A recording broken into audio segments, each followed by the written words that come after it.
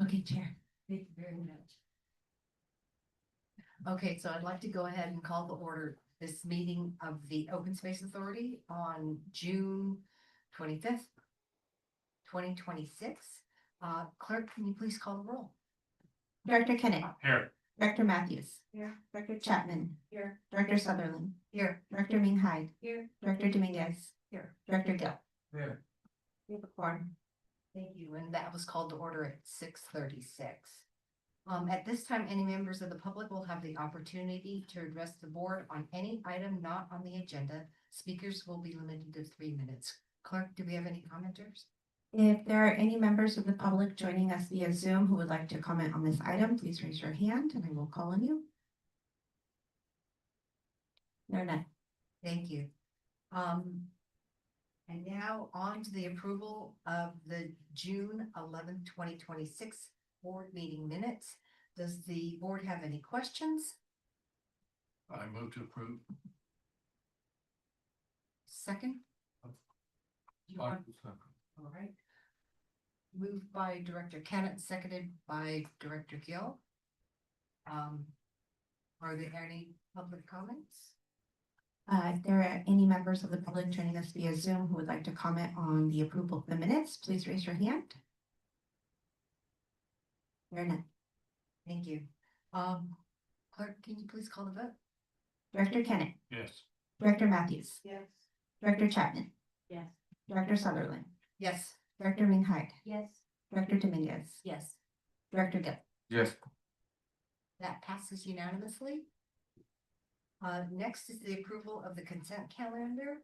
Do any of the board members want to pull any items from consent? Seeing none? Are there any public comments? If there are any members of the public joining us via Zoom who would like to comment on the approval of the consent calendar, please raise your hand. There are none. Do I have a motion? Motion. Thank you. Second. Moved by Director Dominguez, seconded by Director Kenneth.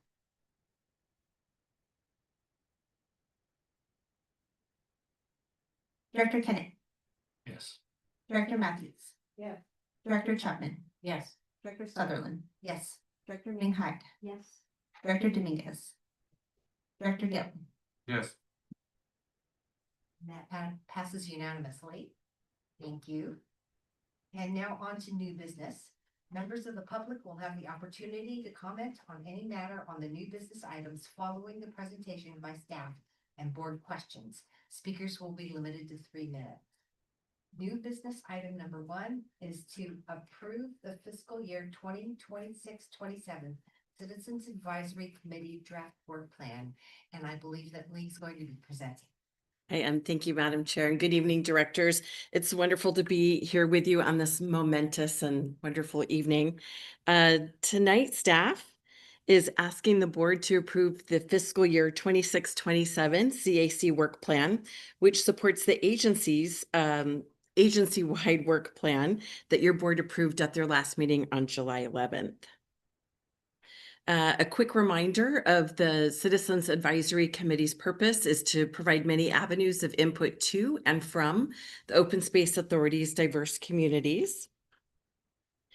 And the Open Space Authority CAC members show up for the agency by educating members of the community about our mission, goals, purpose, initiatives, and projects, making presentations to the public and attending community events, as you see CAC member Mary Patterson on the far left here at a recent Coyote Valley Discovery Days event, and sharing community trends, insights, and ideas back to the community staff and the board. Our CAC officers for 2026 are Chair Mira Burton on the right and Lonnie Wan Bissett, the vice chairperson, on the left. And beyond attending 6 regular CAC meetings each year, some of the committee members participated in additional community activities, such as supporting wildflower season hikes at Mayan Oyakma, Coyote Ridge Open Space Preserve, leading and sweeping hikes at Coyote Valley Hilltop, participating in a variety of community outreach events at Spina Farms, Santana Row, and other locations, and participating in the interpretive docent, trail masters, and preserve steward programs, like Joe Henderson on the right-hand side of the far right picture. And a handful of CAC members also joined the Land Use and Stewardship Committee's outing to learn about the Regional Trails Project at Rancho Cañada del Oro, like you see CAC member Ed Von Rennen here in the center of the center picture. They also attended the Joint Board CAC Agricultural Tour, focused on local grazing operations. So the CAC develops an annual work plan that complements the agency-wide annual work plan. And this process started back at the May 23rd CAC meeting.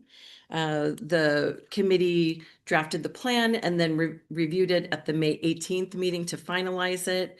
It's coming forward to your board this evening, June 25th, for review and hopefully approval. With that approval, we'll take it back to the CAC, Mark and I as liaisons, to their July 27th meeting, which would be the first meeting of the new fiscal year. As indicated in your packet, from the actual work plan included there are 8 different objectives as seen on this slide, and each has its own set of goals and suggested tasks for the CAC to complete over the course of the new fiscal year. And with the exception of the $4,000 of professional development for the entire committee that your board approved in last meeting's annual budget, there are no other costs associated with this item. And with that, I will pause for a moment with this beautiful screenshot here to answer any questions you may have. Thank you very much. Thank you very much. And we can now open the floor to the board for questions or comments. And Director Cannon. How are we doing? Is there any vacancies on the CAC still? I'm happy to say that currently all of our positions are filled. And I think the very next item is Caroline Hernandez will be bringing an item to renew some terms for half of the CAC members.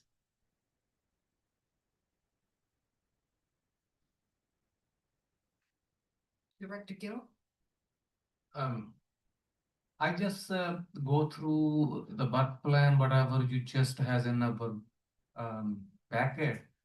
Tell me a little bit about that. You said the CAC member is the liaison between the agency and then the community, right? Right. So did we get any kind of information or input from the community which we can just make our agencies better than what we are doing at this point? Through various agendized topics over the course of the year, we do ask the CAC to weigh in on various projects that are being executed on our own annual work plan. And we get the feedback from the CAC members representing their areas and feedback they get from community members. So it means we are getting that information from the community through the CAC. Through the CAC. Thank you. Director Matthews. Well, I just hope staff will convey our thanks to the CAC because they have a lot that they do and can do, and there are linked to the community too, not only for staff, but for board members. So please thank them and tell them we appreciate them to keep recruiting out there for new members. Happy to pass that along. Thank you. Director Ming Han. I just have 2 questions. One is, how does the information typically flow from the CAC back to the board? I know that you all work with them, but is there a part of it is our responsibility to figure out who is representing the district, and I need to do that, but is there an opportunity to hear what you're hearing, or is that on us to figure that out? No, I think that, thank you for the question. I think the information comes back in various ways. So as I mentioned, getting feedback on various projects or initiatives from the staff is working on. You get the CA's feedback through staff presentations on that project or initiative when they come to the board. You also hear reports out from your board liaison, which currently is our chair, Director Sutherland, and also that's right, and Director Gill. And my second question is, I saw that there is something on the work plan to develop, ways to recruit for the CAC positions. And has there ever been discussion about trying to recruit, from youth specifically? It'd be great if a member of the youth wants to come up for an at-large or a district position, but is that something that, maybe could go back to the CAC to see if they have some great ideas about bringing, because, I mean, a recent measure that was approved had a lot of support from you. Absolutely. And although there have been some discussions in the past, we don't have a chair carved out, for example, for someone from a particular age group.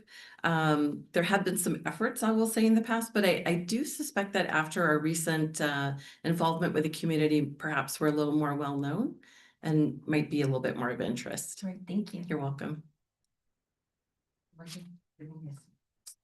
Thank you for sharing this information. I was curious. I remember my time on CAC, one of the conversations we had was setting benchmarks for these objectives. Did that come up at all? Is there going to be some quarterly updates as to whether or not they're meeting these objectives?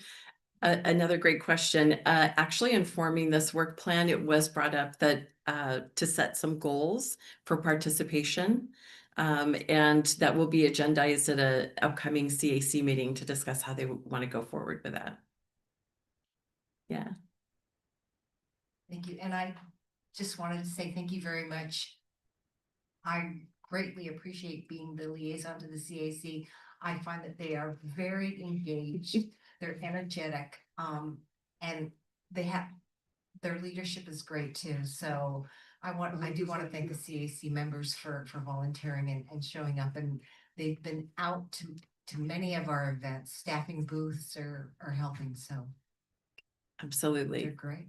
Thank you. Appreciate everything that they do. I'll move to approve. Thank you.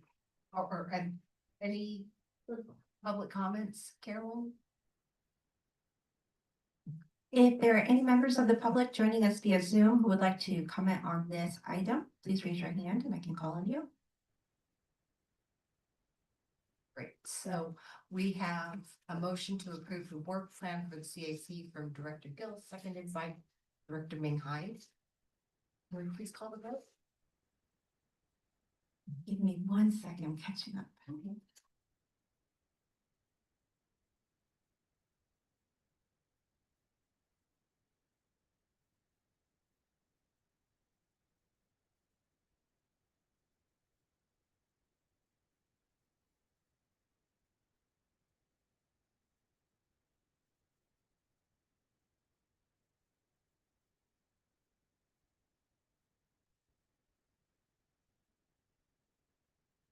All right, okay. Director Kennett, Yes. Director Matthews. Yes. Director Chapman. Yes. Director Sutherland. Yes. Director Ming Hyde. Yes. Director Dominguez. Yes. Director Gill. Yes. And that passes unanimously. Thank you. Thank you, directors. Thank you for the presentation. New business item number 2 is to approve appointments of the Citizens Advisory Committee members, Aaron Gill, Frank Kinsella, Robert Tipple, Allison Falwell, Justin Fields, Daniel Kenny, Lanny Wong Bissett, and Joe Henward, whose terms are expiring on June 30th, 2026. And I believe that Caroline will be leading this discussion.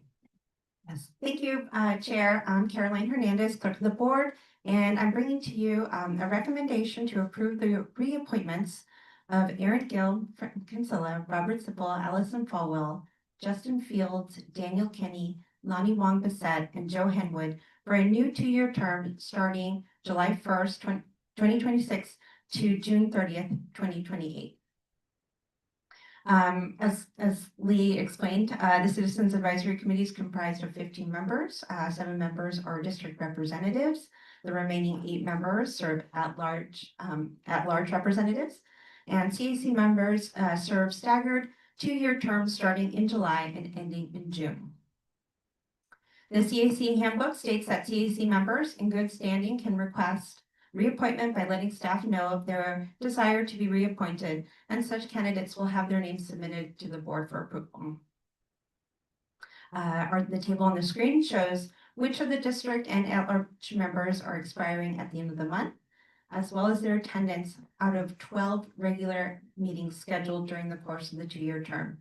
And just to note, Joe Henwood was appointed to the CAC in January of 2025. So he filled the remainder of that specific term. On April 1st, 2026, staff emailed all the CAC members with expiring terms that their 2-year term on the CAC was up at the end of June, and asked if they would confirm that they wanted to serve another 2-year term. All members requested reappointment by May 31st, 2026, either by email or via text, and that they wanted to continue serving on the CAC for another term. And today, staff are bringing the item before the board on June 25th. And so staff recommend the board of directors approve reappointment of the aforementioned Citizens Advisory Committee members for a new 2-year term starting July 1st, 2026 to June 30th, 2028. Apologies for the typo. And I'm happy to take any questions. Thank you. Any questions from board members? Approval of the staff recommendation. Second. Do we have public comment? If there are any members of the public joining us via Zoom who would like to comment on this item, please raise your hand. There are none. Wonderful. We have a motion by Director Matthews, second by Director Kennett to approve the appointments to the CAC.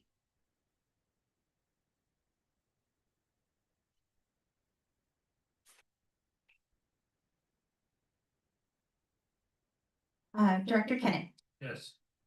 Director Matthews, Yes. Director Chapman, Yes. Director Sutherland, Yes. Director Minhai, Yes. Director Dominguez, Yes. Director Gill.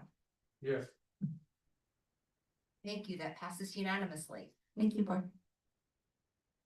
New business item number 3 is to approve rejection of all bids received for the RFP 2026-06 Bailey 235 property wetland cleanup. And Aaron will be presenting on behalf of Rachel Clemens. And just to remind us, this was an item that was deferred from a meeting, the May board meeting, because we needed to take action that would require a 4/5 vote. Go ahead, Well, Aaron. I'll just give you a brief summary of the sort of series of events that led to this staff recommendation. So some of you have probably been on the hill that we formerly called Spreckles, right at the kind of slope of that hill, right where you walk up. There's an old debris pile, and it's very common for ranches, particularly that were operating in the 50s and 60s and 70s. Sometimes they used chemicals, or in this case, probably leaded gasoline.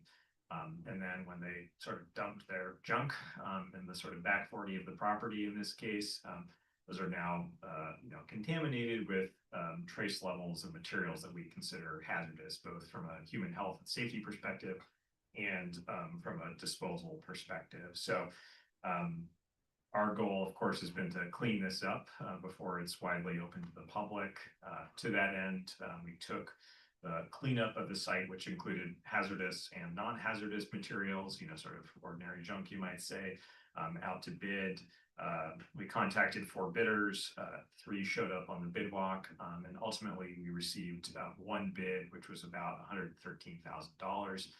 This was, roughly speaking, twice my estimate, and quite a bit more than a prior sort of informal estimate we had received. So for what it is, it just really didn't seem to be worth the money, frankly. And that was sort of really the basis of rejecting the bid. It's fair to ask, well, what do you do about it? One, I think these small bids are tricky for contractors because they usually work on larger scale projects. So some of those fixed costs like mobilization and insurance and all that other stuff, they just kind of add $20,000 to every project. That's just really just to show up. So potentially we could package it as part of a larger project in the future. One thing I'll note is as last year, we just fell short on a grant application to CalRecycle to clean up other sort of debris piles in the general Coyote Valley area. So potentially if that solicitation comes out again, we could incorporate it into that. Another strategy is just to kind of reduce the scope of the work. In this case, clean up the non-hazardous materials through our staff or volunteers or some combination thereof, or the San Jose Conservation Corps, and then kind of just bid out the hazardous materials component of the project. That's not my preferred approach, but sometimes that's how you need to get things done. So that's kind of an overview. I know Director Sutherland was interested in starting learning more about this, so I'm happy to answer any questions about it. Thank you. Director Matthews. Well, this is good to hear that you actually rejected a bid. For some reason, it takes a little more courage to do that, but thank you. I'm glad you did that. What is the definition of open market? What do you mean by open market? Well, that's a good Bill question, actually. So the statute, the Enabling Act just says open market, that the staff can do it, either get bids on the open market cheaper or can do the labor internally. Open market, in my view, since there's no definition in the Enabling Act for it, means that you don't have to go through a bidding process. The staff can. There's a contractor we've worked with before. Correct, or just search for a contract. 50,000 or just. No, you can actually do it. I mean, obviously, I wouldn't recommend that the staff get a contractor that costs more than the one that was rejected. Yeah. Because the idea is that it could be done cheaper on the open market. So It means no bid. means no bid. Okay. Correct. That's the clearest way to say it. Okay, thank you. Then of course, what came to mind was Conservation Corps, and you mentioned that, the San Jose Conservation Corps, or break it into smaller pieces, like you said. Good job. Thank you. How you calculate the estimate numbers? Do you think maybe that's the best for that kind of project? Do you have any idea? So you're asking about how staff. put Even together estimates? even on the open market. Like, how do I know this is a bad bid? Is that what you're asking? Yeah. Good bid, not the bad bid. I know, but this is a bad one. Yeah, it's a good question. I mean, you can get sort of, per unit costs. In this case, we have about 20 cubic yards of hazardous materials. In this case, I reached out to some of my old colleagues at MidPenn. I used to oversee their hazardous materials cleanup programs, and said, show me the bids that you've awarded, just to kind of get like apples to apples. And from a per unit cost perspective, this is really beyond the pale. I've seen a lot of bad bids and bids like this in my career, so it's not that unusual, but just the value proposition, especially since this isn't grant funded, is this coming out of our pocket as a purchase, doesn't seem to be there. So we'd also received a sort of an engineer's estimate, as it were, from the folks who did the hazardous materials testing, and their estimate was also substantially less than this. So all those together make me think, this just isn't. I mean, as Director Matthews is saying, it's always a little painful because staff has put time into this thing, and you want to move on with your life, but at the same time, we got to be smart with that money. Thank you. Just gonna say thank you, Erin, for being smart with our money. Yeah. So I'm happy to move this item. Oh, you have to give. Oh, I wasn't sure if any of the other board members had comments. No? Okay. Thank you. Any comments from the public?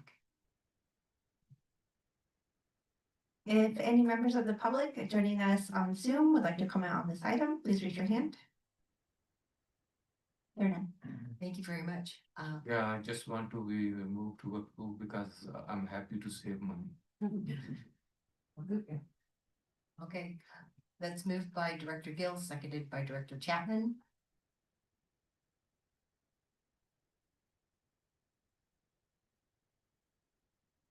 And then, just to repeat the motion is, to approve the rejection of all bids received for RFP 2026-06 and direct staff to go to the open market. Is that correct?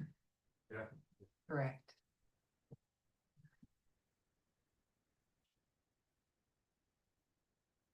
Director Kennett, Yes.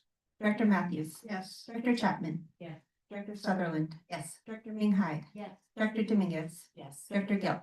Yeah. That passes unanimously. Thank you very much, Aaron. New business, item number 4. Is to receive a presentation and provide input on the Open Space Authority's farm program vision. And I believe that Anna is here to present to us. Thank you, Anna. And there are agricultural advisors to the farm vision who will also, who are present. So thank you and welcome.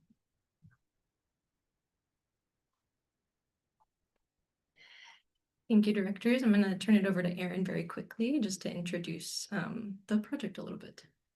Yeah, thanks, directors. I just wanted to say, ever since I came to the Open Space Authority and, the board, authorized the creation of Anna's position to have an agricultural specialist. We've heard a lot from the board over the years about a real interest in the agricultural program. What that means, that's kind of what we're here to talk about tonight. There's been this long kind of drumbeat of things we've done, really excellent field tours. We kicked off this project, I want to say, back in the fall. And I think there's a lot of curiosity on staff's part about, where the board feels like this should go in the future. So that's really the spirit of what we're doing tonight. The other thing I'll say, and I mentioned this in my email, is that the board may be familiar with the Santa Clara County Ag Plan, which we authored and the county adopted. And in that plan, it really lays out, what in some sense should be done to help save and support agriculture in this county. As Anna will get into, I'll note that only 2 of the things on there actually had our name on it for what we had to do. Since the adoption of the Ag Plan, OSA has organically, gotten into a little bit more agricultural work because we have kind of this special niche in the county, I think it's fair to say. So, it's grown, it's, adapted to all the politics and the funding and all the things that are happening around us. And, that's really great. And in thinking about, well, where do we want this thing to go? What does this part of our mission really mean? That's what this whole project is about. So probably won't answer everything tonight, but we hope to come back to the board, in the fall at the least, and as needed in the next couple of months to sort of, be in this together and to think about where we want to go. And Anna's done a ton of great hard work, so just want to extend my thanks to her for, really being the face of this organization with the community, with the farmers. That's such a huge part of her job, is just representing us to the community. Here she is to share more about it. And thank you, Aaron, for the very kind words. And again, my name is Ana Regalado. I'm the agricultural specialist, and I'm going to share with you some of the project updates so far for the farm program vision, as well as share a draft vision and goals. And I'm accompanied in the room by Sabella Kraus and Julia Pon, our consultants on the project as well. And so the recommendation tonight to the directors is to provide input on the farm program vision, draft vision, and goals. And today's presentation, we're going to start with reviewing some context for Santa Clara Valley agriculture, and then we'll highlight some of the authority's agricultural work today, including talking a little bit more about the Ag Plan and the work that we've done there. And then we'll really get into the meat of the presentation, which is focused on providing feedback on the draft vision and goals for the farm program vision. So to begin, I want to set the stage by providing some key context on the benefits and statistics around agriculture in Santa Clara Valley. So as we know, agricultural production has some very clear economic contributions to the county as an industry. In 2024, its gross production value in the Santa Clara Valley Crop Report was reported to be close to $390 million.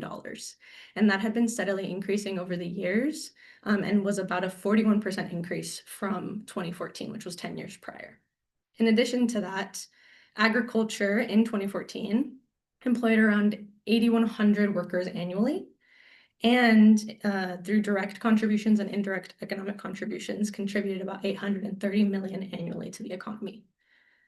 In addition to those financial benefits, which are really important, there are also a lot of really critical climate benefits that agriculture provides. One of them being the ecosystem services, like increased water filtration, improved air quality, carbon sequestration in the soil, and others that are provided. It's really hard to quantify those things, but some economists have tried, and in a report in 2014, it was estimated that it ranges on the low end from $600 per acre annually to over $1,200 per acre annually. And in addition to that, as we know from the Santa Clara Valley Ag Plan, 1 acre of farmland produces on average 77 times fewer greenhouse gases than an acre of developed land. And when managed correctly through carbon farm plans or other sustainable agricultural practices, it can actually help mitigate climate change by drawing down carbon from the atmosphere. So those are really critical. And all of that work is done through the stewardship of farmers on these agricultural lands in partnership with others. And to give you some stats on the farms in our county, in 2022, according to the USDA Ag Census for Santa Clara County, there were reported to be about 825 farms. And these farms, on average, the majority of them, about 79%, are 50 acres or less. And so we're really in the Valley, a county of small and mid-sized farms. And the farmers that are managing those farms, the majority of them, very slight majority, is between the ages of 35 and 65. So those are their prime career years. And in addition, something of note is that a significant portion as well, 42%, are older than 65 and nearing retirement. And so I wanted to highlight this because it's important to do this work to not only support the farmers that are in their prime career years, but also to create the systems that will allow for new and beginning farmers to sort of replace the positions of farmers as they're retiring out. And the statistic in 2022 was that 31% of producers, regardless of age, were considered new and beginning farmers that had been farming for less than 10 years. So it's also quite a significant portion, 1/3 of all the farmers in our county.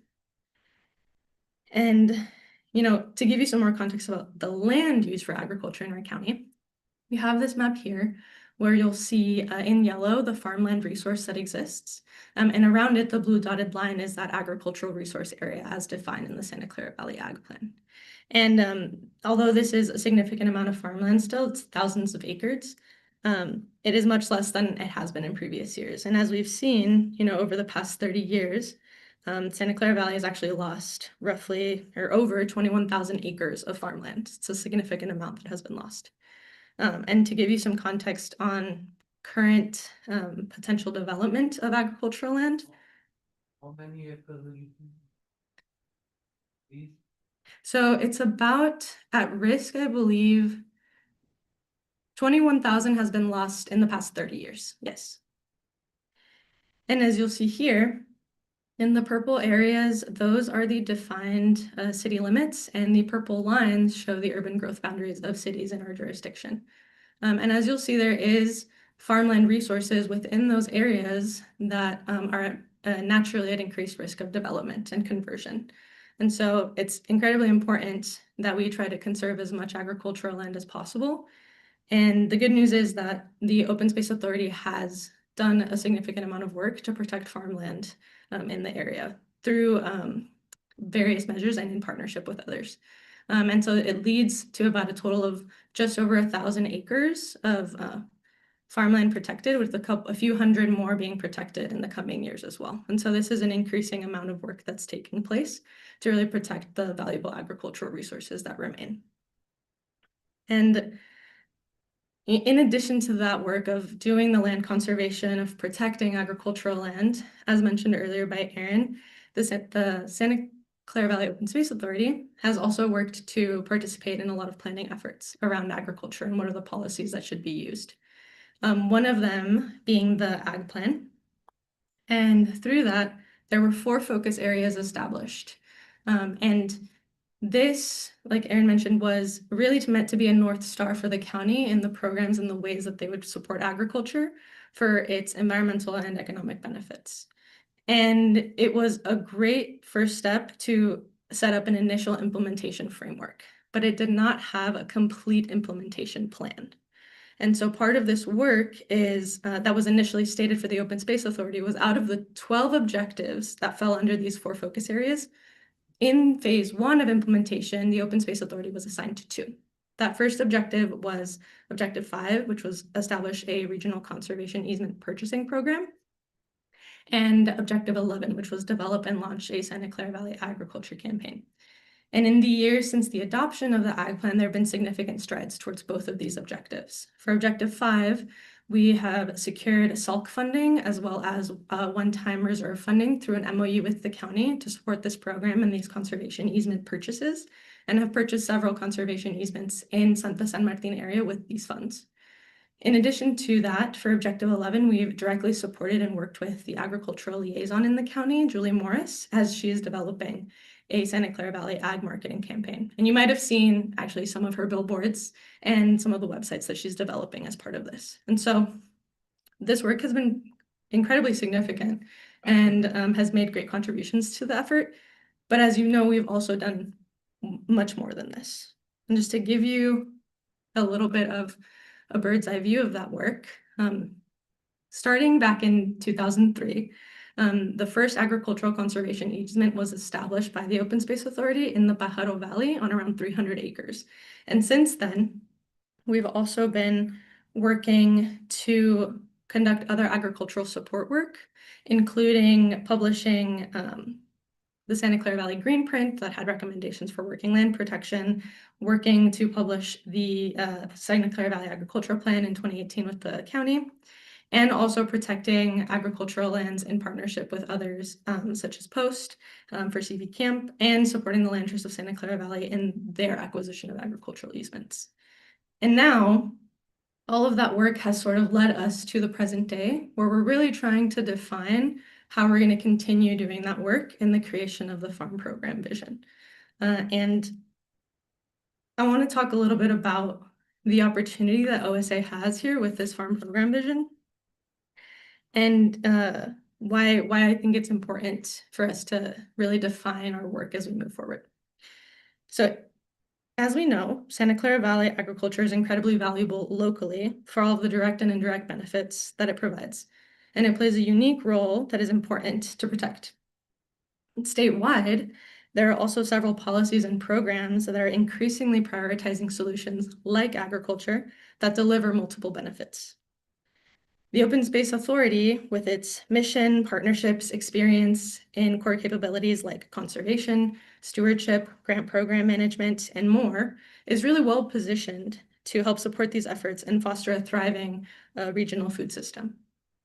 And the farm program vision work is timely now because throughout the authority's existence, it has worked opportunistically to protect agriculture, to advocate for its ecosystem services, and to bring in funding to support this work in the region that had not previously been done. And through all of that, it has built the authority's capacity and experience in the space to a point where now we can clearly define our role and be more strategic and efficient in how we're using resources to support agriculture on both the authority's own lands and in the Santa Clara Valley at large. And as part of that work, we've been very busy conducting some existing conditions research. And so since October 2025, when we first came and kicked off this project with the board, we've done a significant farmer outreach as part of this project. And we've completed about 18 interviews, mostly on farm, with farmers and producers in Santa Clara County that were both tenants and non-tenants on authority lands, that were in urban and rural areas of the county. That's both English and Spanish, and we're mainly focused on producers that had operations on cropland. In addition to that, and all of the learnings and the relationships that we built throughout that process, we had a lot of conversations with partners. We had an initial kickoff meeting in October to really discuss and get the brain trust in the room and identify what is the niche that the authority could have among all of these partners and all these organizations. And some of them included other governmental agencies, folks from the County of Santa Clara, folks from the resource conservation districts, but also institutional and nonprofit partners, like folks from Post, folks from Kitchen Table Advisors, and UC Cooperative Extension. And to inform all of that work as well, we've really been doing our homework and doing a lot of reading. And we've been reviewing lots of plans and policies that already exist to make sure that we're being well informed about the history, the context, and the other initiatives that are already taking place. And all of that has helped inform how we understand the challenges and opportunities that lie ahead for agriculture in the area. And some of the main challenges that we see that really echo nationwide trends is a concerning increase in land conversion and consolidation for agricultural land. Because of that as well, farmers are struggling to gain equitable land access to farmland. And with an aging farmer population, a lot of that land is at risk for turnover to development and other non-ag uses. And because of that, a lot of farmers struggle with finding long-term land tenure and are often, I believe it's around 50% of farmers in California are on year-to-year leases or very short-term leases. And that leads to an inability to make long-term on-farm investments in our agricultural lands, which leads to the degradation over time of infrastructure that is needed for that, of wells, of soil, and more. On the flip side, there's a really unique opportunity that we have currently to capitalize on this work and keep moving forward. Santa Clara Valley's unique geography, climate, and history poises it well to continue to support agriculture and see it foster and grow and thrive. In addition to that, there is county and regional momentum around this work. There have been several staff positions at the county that have been hired recently. And as we know, there are regional programs that are growing and plans that are being created to support agriculture. As well as at the statewide level, strategies and initiatives and programs that are getting created, such as the Natural Working Lands Climate Smart Strategies.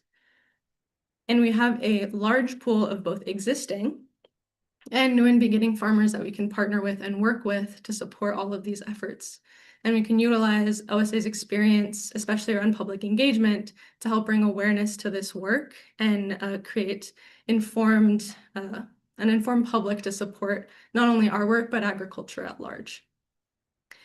And so with all of that, all of our learning so far, it has informed what we're calling our draft 30-year vision statement. And so I want you to imagine 30 years into the future, as I read this statement, that the Open Space Authority, in collaboration with key partners, is a leader in building a resilient agricultural sector in Santa Clara Valley that is home to permanently protected, multi-benefit agricultural resource areas, a diversity of successful farming operations, supporting both the livelihoods of current and future farmers, a resilient agricultural economy linked with local and regional food systems, healthy agricultural lands that deliver vital ecosystem services, and engaged communities that are champions for agriculture in the valley.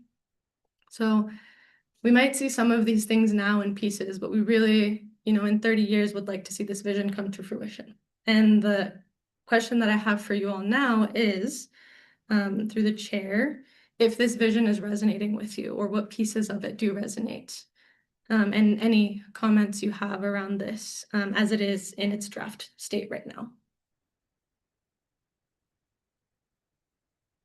Dr. Matthews.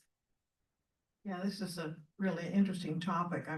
I'm beginning to grasp the concept of the land for agricultural. My questions, what's whirling around in my head, are the people who are the farmers. Who are farmers? How does one become a farmer?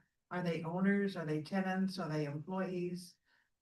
What kind of certification or background or education do you need to become a farmer to encourage more people? If you could just give me a profile of today's new and emerging farmers. So there's actually a great diversity, which I think is really great, right? I think diversity brings resilience when it comes to new farmers and the folks that are getting into the industry. And I wish I could give you sort of like a one size fits all profile of a farmer, but there's various ways that people get into it, right? Maybe you are a generational farmer and your family's been doing it for many years and you're a landowner because of that. Maybe you went through an incubator program like the one in Salinas, Alba, that trains you to become a farmer after you've been working as a farm worker for many years. Or maybe you are someone that is, entering a new stage of life and wants to reinvest and make a career shift and open up a farm, start a business. And I think the common thread around all of them is that there is, a lot of confusion that you go through at first to try to figure out how to establish yourself as a farmer here. As we know, being a farmer is very difficult. You not only have to sort of deal with Mother Nature and everything that, gets thrown at you in terms of growing a crop, you also have to deal with market demands or lack of markets. You have to deal with, business regulations, policy regulations, how you're operating. And you have to also manage, a staff or, labor workforce and time all of that perfectly to be able to really turn up a profit and make it something sustainable. And so I think that that is the biggest, the best profile that I could give you of the experience that a farmer might have, but think the best way is to, continue to experience the diversity of farms that exist in the area and really learn and hear the stories from the farmers and what they might be willing to share in their experiences. You mentioned that a lot of the farmers now are mid-career or, want to change in career. What's the career path to be a farmer? What I'm trying to get at. Or are you just dealing with farmers that already are and you're trying to help them improve their situation?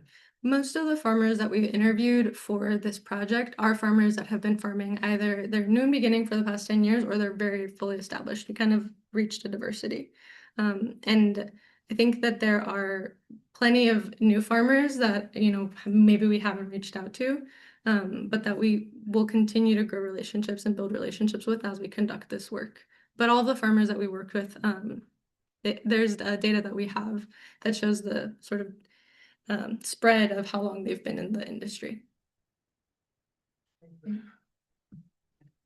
Dr. Chapman? Okay, I love this conversation. Anna, thank you. I brought zucchini. I like to grow things. I find value, in going out and getting my hands dirty and just the feel of the soil and bringing food to life. So this is a passion for me personally too. So I have a couple questions. My first thought when I'm looking at the vision statement is I'd like to see the economic benefit more powerful. Okay. Because we face continual assault, I guess it's going to be the harsh word, but from people that don't think, that the land has value, right? We should be developing it. We should be putting battery storage. We should be putting data centers. We should be putting solar farms. We should be doing a plethora of other things instead of producing food that's healthy and providing for families in this region. So I think hyping up the economic value of it is important. I really like the data that you put in the first couple of slides and wondering where that would be housed. Would that be on the website in some kind of a data dashboard or charts or graphs so that people can see, that's important that we're actually going in the right direction because we've been told that, this land isn't viable for agriculture anymore and we should just pave it over and put housing. So now we're seeing that the tide is turning. That should be amplified. That's exciting. The other thing is on sustainability, because again, so we're sustaining the soil, we're recharging the soil, we're putting nutrients back in the soil, it's producing food, and this, that's a sustainable land use rather than paving over and those are the two kind of things. And then the other question is, how do we communicate our goals? Do we just house it on the website? Do we talk about it as a board, or do we try and be a little bit more forward thinking, right? Because again, we've kind of been on the attack. Now maybe it's time to change that trajectory. We're not going to that. No, we're actually doing something about it. You've been telling us agriculture is viable. Well, now we've got data that shows it is. We've got people that want to be engaged. So that we're going to get out in front of this a little bit. Yeah, these are all great comments and feedback. And I think when we get to the point where the plan is further developed, we're definitely thinking of how we're going to communicate it, what's communication strategy we're going to have around it, and what pieces, will get put on the website, and how it'll be represented to both partners and, the general public, and also farmers who we want to work with and continue to build relationships with. But yeah. On the special districts, I hear from, one of the farmers that we visited is also, Yes. special district. And I hear from him constantly, what are you guys doing to help us out? What are you doing to help us out? Yeah. So again, I think, and then relaying that also, through LAFCO, through special districts too. So amplifying beyond us to the other partners is important. Yeah, thank you. Director Gill. First of all, thank you for the information. It's really a great presentation. My question is a little bit different than whatever I'm seeing there. Your presentation is showing that the last 10 years, the production value is increased 41%. Mm-hmm. And then at the same time, the land is decreasing. Mm-hmm. So I'm sure you just go through all the data analysis or do things. What is the farmer did the different than they are doing 10 years ago? So the production is high and then the land is decreasing. Do you have any kind of information on that? I think that's a good question. I have some ideas and some theories about why that is, and reading through all of these plans and publications. I think the best one that I can give you is that it could be due to consolidation of farmland, which means that one farmer maybe will be growing their farm and operation while others are sort of retiring out. And that tends to lead to more, it could be more efficient production, which leads to higher gross production values. And I think Aaron would like to add something as well. Yeah, just a quick comment. And you see, if you look at the ag plan, it talks about this a little bit, but some of the highest value crops are actually nursery crops, right? As well as some of the commercial mushrooms. So those, are real economic drivers in our area for ag production, even though they don't necessarily require a ton of land. So I think that's part of why you see that. Might be you are saying the diverse agricultures like the food before that might be they are just only doing just the normal crops. Now they are doing diverse like vegetables or those kind of stuff. That's the meaning they increase the value. Yeah, good question. I think we could get back to you and try to connect with some of our farmers if they've seen their. I mean, generally, what we've heard is that it's tough being a mixed use vegetable farmer. Access to farmers markets, CSAs, all that stuff. It's a tough road. So I think from a macroeconomic standpoint, it's probably those bigger commercial things that are driving that. Thank you. Director Kenneth. Well, part of my report afterwards is going to touch on a lot of this stuff because I've been taking part in a 4-part class called agriculture. And I'll touch on a lot of what you say and maybe expand on it a little bit without keeping this here till midnight. Thank you. And thank you for the presentation. I think first off, this is a great vision, so thank you for bringing it forward. Why 30 years? Yeah, I think for me, as we're sort of thinking about 30 years, I think in the terms of lifetime of a lot of these farmers' careers, right? So if we're looking at a lot of them starting around 35 at that age range and going to 65, that could be one of the reasons why. It's not a hard and fast 30 years. If you have suggestions about how we can go bigger or how we might want to do that, I think it's a good lens to start from for a vision statement like this. Okay, and then can you share more about the supporting the livelihoods of current and future farmers? I think this ties a bit with what Director Matthews and Director Chapman were sharing. Yeah. You started off the presentation with like incredible data about your farmers. What I saw and heard and from the reading was that you're really building economic mobility. And so where is that in this, in the work that you're doing, or is that aligning with OSA's work as well?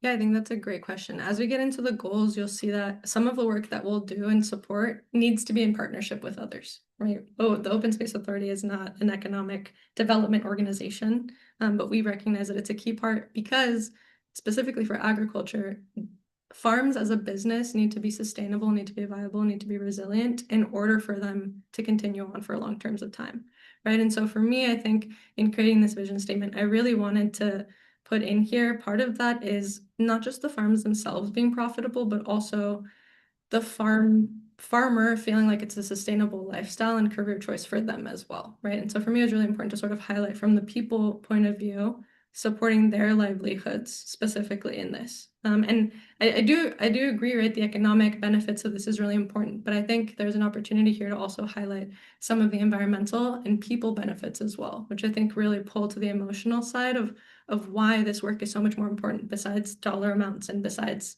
gross production value. It's supporting people, it's feeding people, it's nourishing people in different ways. And so I think for me, supporting the livelihoods is the way that we said that. And what I'm hearing is we can be a little bit more specific too in the vision about what that means.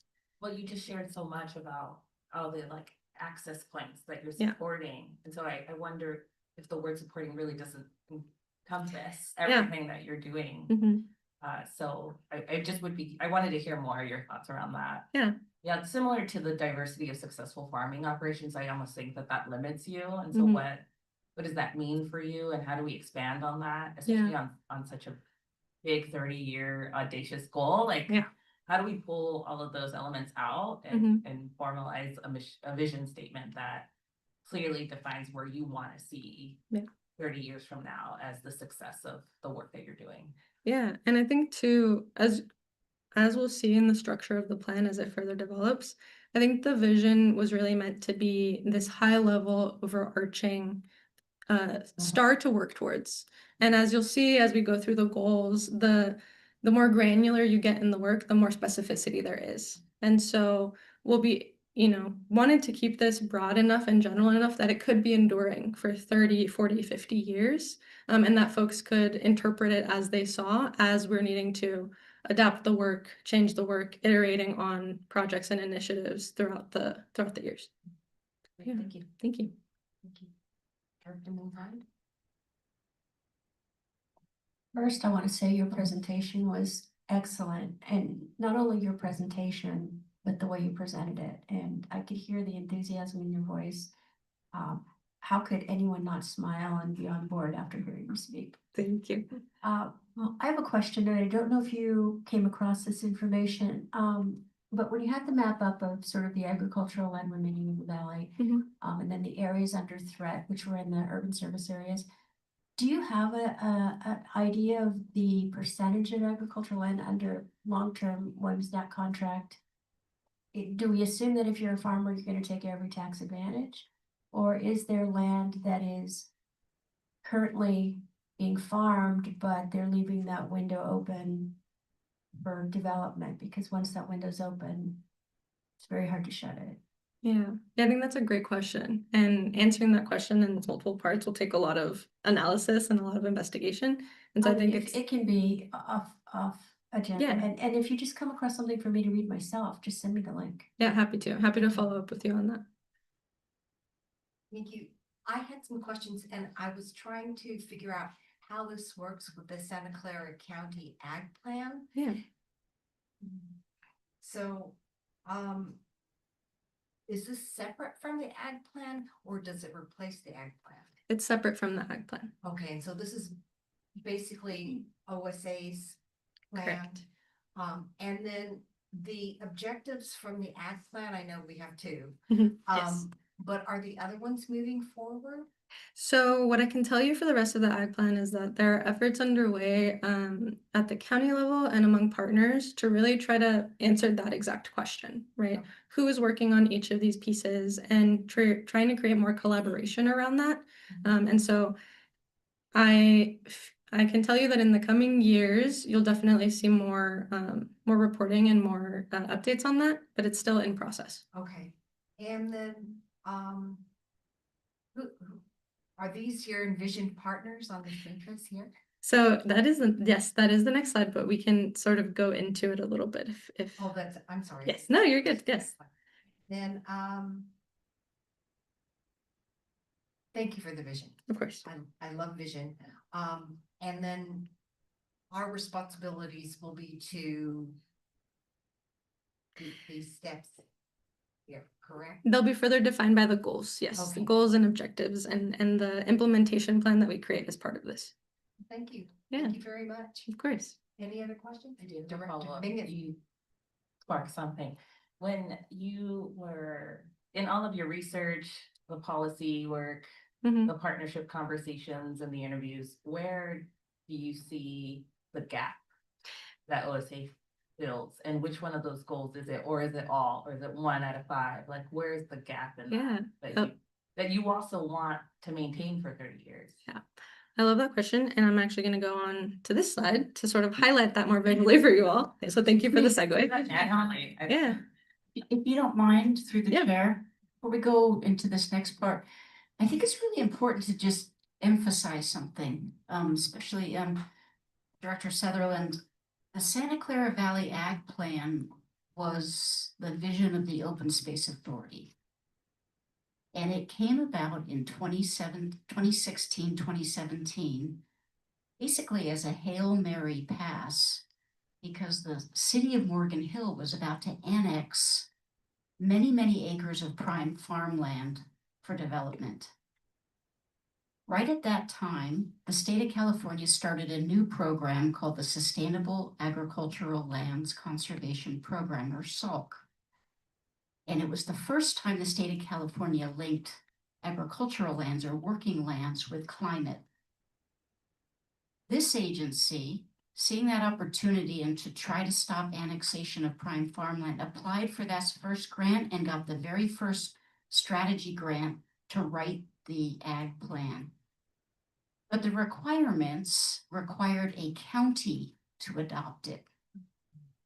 But we wrote the plan in collaboration with LAFCO and with county planning. And we brought on experts and we had an advisory committee. And yes, it was fairly high level, but never before had there been a roadmap for how to kind of reclaim some of the greatness of the agricultural sector here in this county. So as Anna was saying, that was kind of the foundational piece of agriculture and identified who would have what roles to play. Anna's work now takes us to the next step is, what is the niche for Open Space Authority to build on that foundation of the Santa Clara Valley Ag Plan? So it might have gone to the Board of Supervisors and been approved, but that ag plan is our plan as much as it is the county's. So it's very important for me to say that. And what the hey, I'm gonna toot our own horn. That Santa Clara Valley Ag Plan won the Governor's Environmental Award under Jerry Brown when it came out.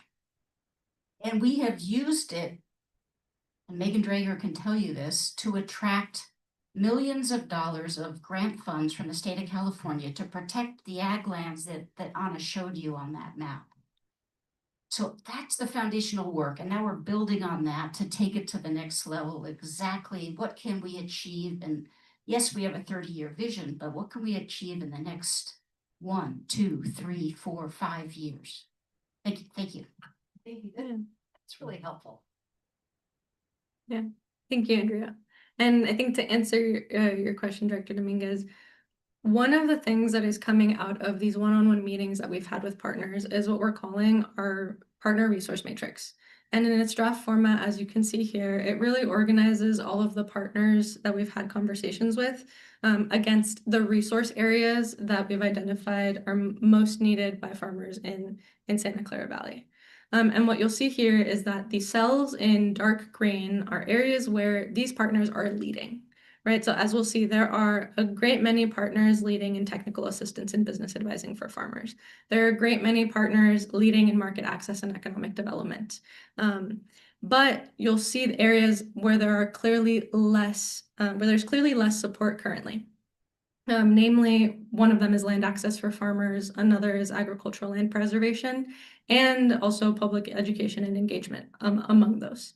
And what you'll see, just for context, in the light green, those are areas where our partners are currently set up to do that work, but they might not be doing it fully or to the fullest extent that they can in Santa Clara Valley. And so those are critical partners to be able to have conversations with about this work and being able to bring those resources to Santa Clara Valley. And what we'll see here as we'll go into now for the goals is that the Open Space Authority at the bottom is really set up to take on certain resource areas. The first being agricultural land preservation. The second being increased land access for farmers. The third being the improved adoption of climate smart agriculture and just agricultural land improvements in general. The fourth being to continue supporting, as part of all of these other partners and in different policy areas, smart agricultural planning, supportive agricultural policies, and supporting any regulatory oversight and informing what makes sense for farmers from that level.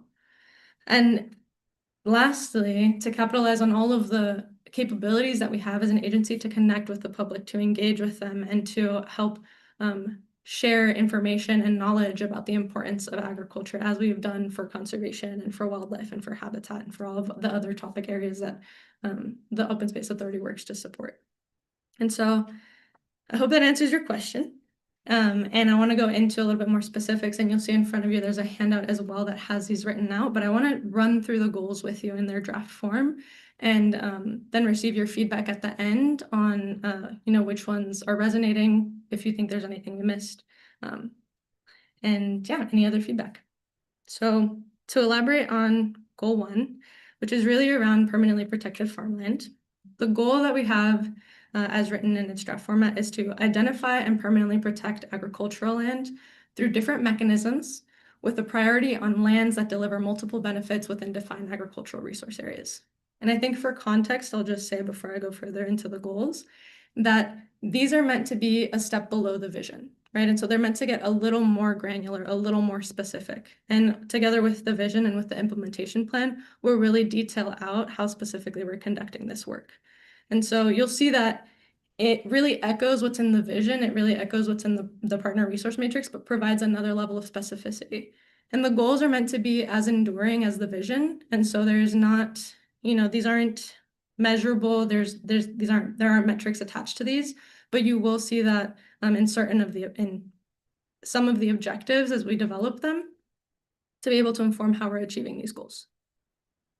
The next goal that we have is around land access and improvements on Open Space Authority lands. And so the goal here is to manage Open Space Authority agricultural lands, to provide equitable farmland access, support viable agricultural operations, protect natural resources, and model effective public-private partnerships. And that means partnerships with other organizations, with the farmers themselves directly as private entities and in their private farms, and others as well. Goal 3 is really focused on sustainable agricultural practices. And so the goal here is to accelerate the adoption of sustainable and climate smart agricultural practices on farmland across the Santa Clara Valley in partnership with other agricultural support entities to restore and enhance soil, water, biodiversity, and habitat resources.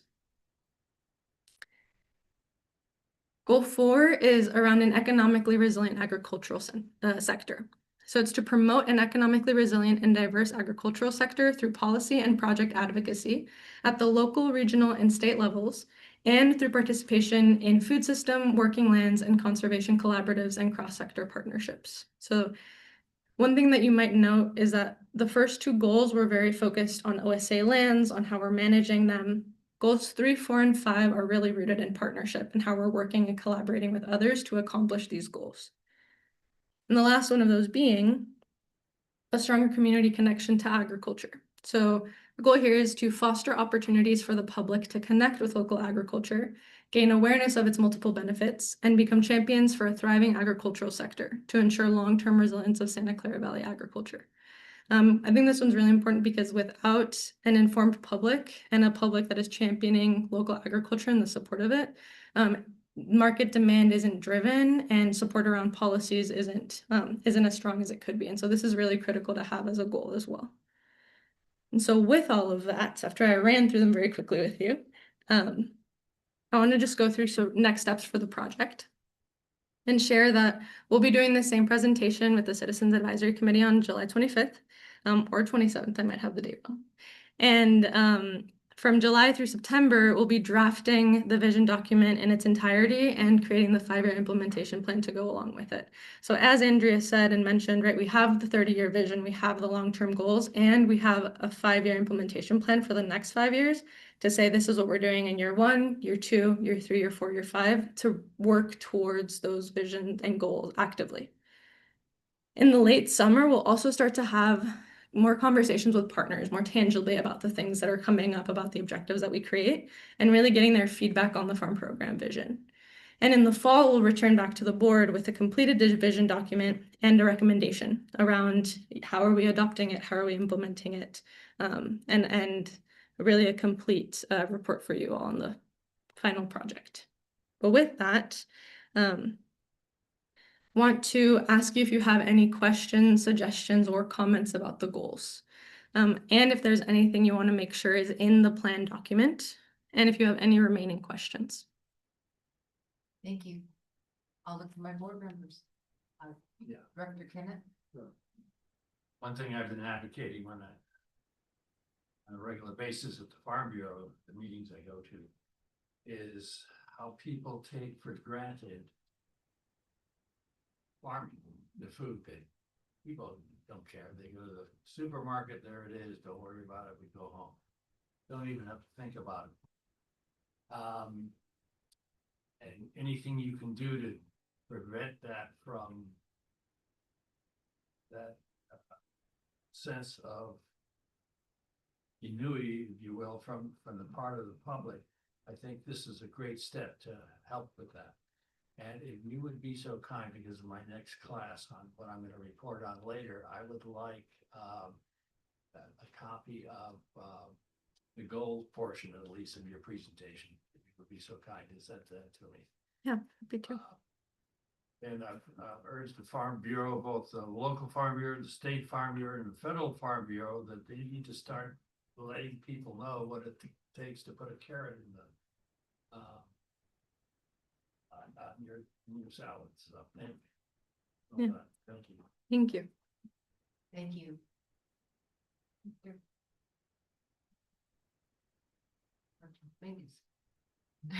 And then from the goals that you suggested, what's the percentage that you're working on already? Which ones are new, I guess? I think that there's a lot of work being done to sort of assess and coalesce all of the work that's been happening at the Open Space Authority and to bring it into one vision. And so I think as part of that process, there's pieces of this in each of the goals that we've already implemented. So for each of them, in certain ways, we've already done some of the work. And for each of them, there's also a lot of opportunities in how to grow. So for goal 1, for example, right, we already have protected several agricultural lands, and we already have improved land access for some farmers, right? We have current agricultural tenants, but there's a lot of opportunity there, right, to continue to build that out, right? So creating metrics around increased land protection. And that same sort of framework can be applied to each of the goals. There's pieces of it that we've done that we're primed to do really well, and there's really unique opportunities that are coming downstream that we can continue to grow towards and collaborate on. Yeah, that's what I figured, and I appreciate it, because you just built a framework around the work you've done. Yes. It's great. Thank you. Through the chair, could I add one thing to that? You know, one thing I'm trying to listen for in your comments is, what do you want us to do more of, right? We, as Anna mentioned, we already do some of it now. But, you know, I heard Director Kenneth say, you know, you really got to educate the public about that stuff. So, you know, what staff is kind of listening for in this session is like, which of these goals is really resonant on, and you think we should consider doing a little bit more of, and then we'll think about it from a how we get it done standpoint. So just to belabor that point a little bit, so we're getting the feedback we need. One of the reasons I asked for the goals specifically to present to my class next month is to get some of that feedback. I think I would also say that what would be helpful is to get an understanding of where you prioritized your time so far. Mhm. I think for me, seeing what you reported on and getting a list of your goals, as they're all great. Like I go do all 5, right? Like get started yesterday. Mhm. But I also want to hear more about like goal 1, I've done this much. Goal 2 is this, because similar to what you've displayed with the partnerships and what's lacking and where the gap is. Mhm. I'd love to see where you haven't prioritized as much time and how that relates to the work that needs to get done within a year or 2 years. So I think that's what makes it a little challenging for me to kind of go like, this is actually the direction I'd like to see. Mhm. Because I guess I just work collaboratively, I guess, in that way. And so I'd want to be able to get a sense of what you've done and what needs to get done. Yeah, so what I'm hearing is sort of creating some kind of historical context around the work that has already been done to date at the Open Space Authority relating to each of the goals. Yeah, definitely. If I might, through the chair, I think also some of Director Dominguez's question might also be answered through the implementation actions. Mhm. So if under, say, ag land preservation, we report, you saw a nice map there, we've protected roughly 1,000 acres of agricultural land through outright purchase and conservation easement. Our goal over the next 5 years would be to add 500 acres more in San Martin, Coyote Valley, and Gilroy, something like that. Or the goal would be to adopt climate smart practices on those ag lands that the Open Space Authority controls to make sure that farmers we're leasing to are implementing practices that are carbon neutral or that are good for nature, and we hope to have those in place within 1 year. Those are just examples just off the top of my head, but those kinds of things I think would be very helpful to take a look at. Director Chapman? I look at the public engagement and education piece, but also amplification. Mhm. Because again, it gets to putting out there, like you said, Andrea, that we've got to promote what we're doing, how we're getting there, what are our goals to achieve it, and make it as publicly meaningful as possible. Because then again, we're showing the direction is not, again, we're not being reactive to all the threats that are coming toward us. We're saying, okay, no, we have this information. We have data that shows this is viable. We have data that we're doing these steps forward, and we're going to show the public, so we're charging forward. Thank you. Thank you, Director Gill. Thank you. My comment would be that for public education, to me, that's just always, right? Mhm. Always, always, always. And then the land acquisitions, do those tend to be more opportunistic?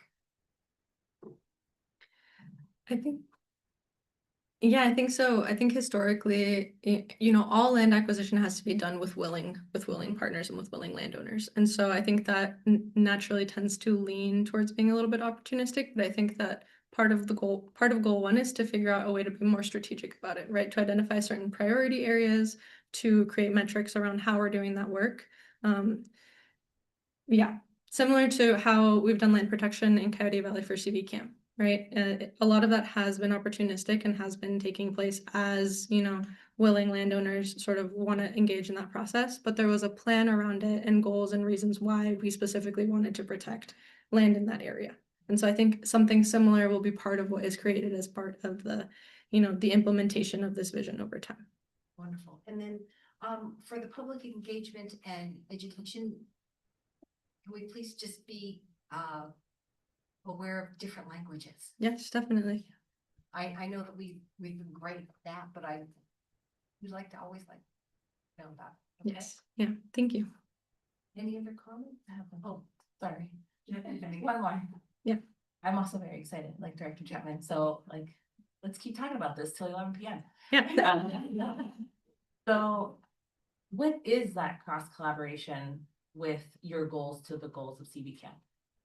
Yeah, so I think part of them really touch, as we get as we develop the implementation plan for this, part of them will be really directly tied to CV Camp and some of the things that are happening on those lands. And so I think right now it's naturally falling more under the goal 2, which is around land improvements, around implementation and management of our specific lands, but also a little bit around, you know, goal 5 and goal 4 around how we're engaging with people and also how we are, you know, supporting the economic viability of these farms as well. And so I think you'll see pieces of it, and they each I think will inform each other, but they are still separate sort of plans and visions. Yeah. Through the chair, if I can add, Anna, on a great summary, but what's really nice is that we're doing this while we're doing CV Camp. So the outreach that Anna is doing with the farmers and the outreach that we're doing with CV Camp are kind of informing each other. So it's been a really nice symbiotic relationship between these two projects. Anna led a great outreach event a month ago with a lot of farmers out in Coyote Valley at Tilton Ranch. And I think the takeaways from that you'll hear more about. We're going to have a presentation soon about CV Camp outreach, but two projects are working very well. Great, thank you. Thank you. Through the chair, one more comment on Katie, you know. But 11 o'clock. I'll get you out of here. You know, one of the unique things we have in CV Camp, which we don't usually have, some of the board may recall 3 or 4 years ago, we had these walnut orchards that actually got drowned from high groundwater. And so unusually we actually have pretty nice farmland that doesn't currently have a farmer on it. So some of the goals for who we're leasing to and to what end are both defined a little bit in our site specific planning through CV Camp, but also through some of these goals. So it's kind of unusual to have that like blank slate, I would say, where usually you're kind of working with existing tenants and trying to figure out how to, you know, meet them in the middle, right? Director Chat. Okay, it's just, and I'm probably getting into the weeds on this, but again, you can tell I'm enthusiastic about this. But I think telling the stories of some of the local farmers, Yes. just showcasing them, we've heard from them, we've Mhm. walked the land with them and had meetings and heard their feedback. But putting them in the front Mhm. also helps educate the public that they're a real person, they're growing your food, they're having real issues. And it's not just us telling the story, they're telling the story with us. Yeah.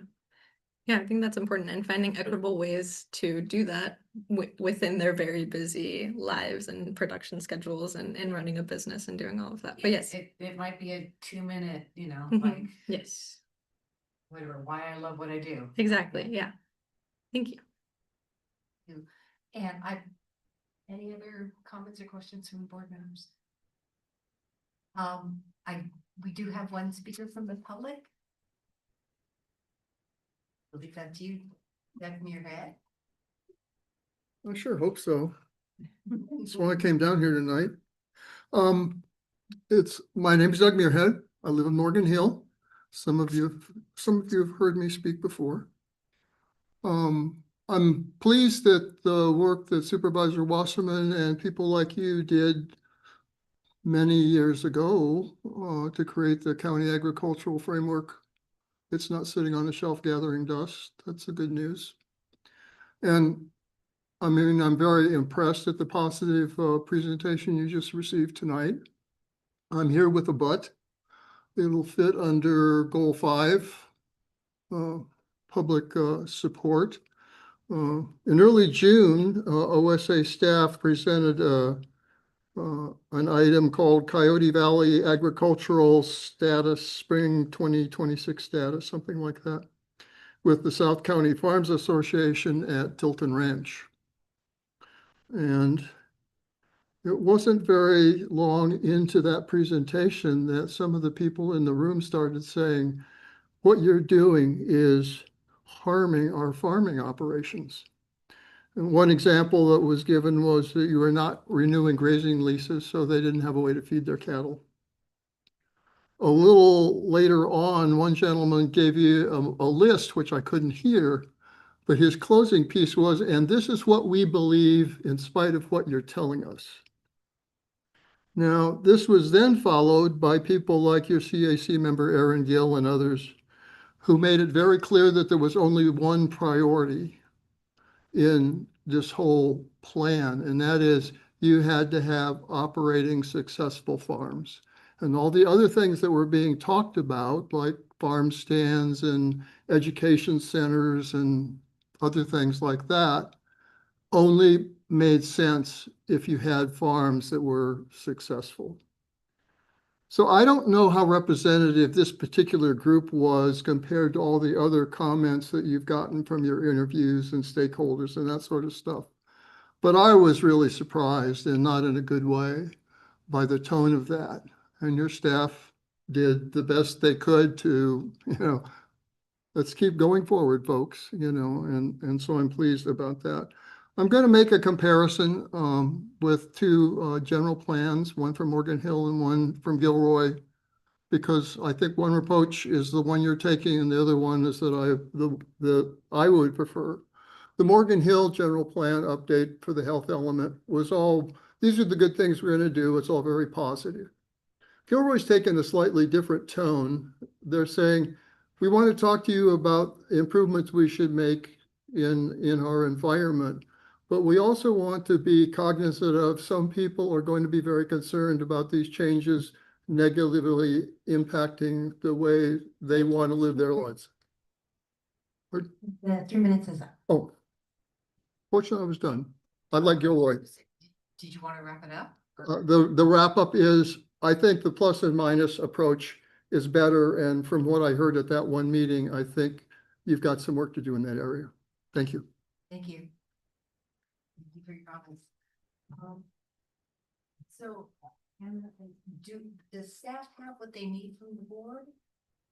I believe so, yes, and I'm happy to also continue engaging if any other questions come up.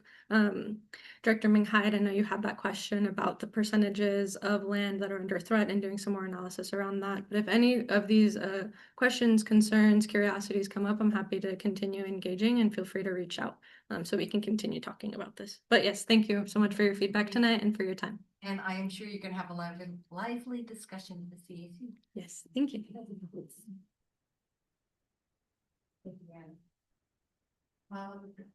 New business item number 5 is authorized Pajaro River Agricultural Preserve Memorandum of Understanding with the Santa Clara Valley Habitat Agency. And Aaron, I believe you're here to present.